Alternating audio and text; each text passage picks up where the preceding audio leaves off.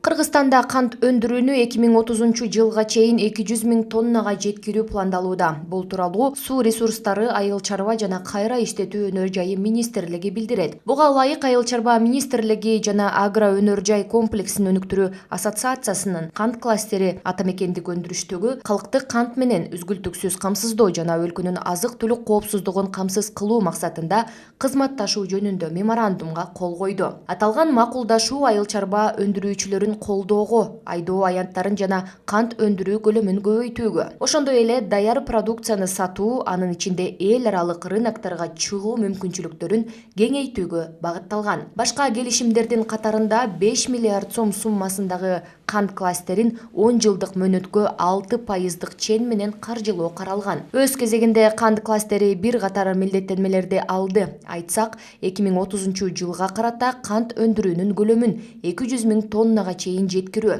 өлкөнүн ар бир регионунда продукцияны сатуунун дүң түйүндөрүн ачуу.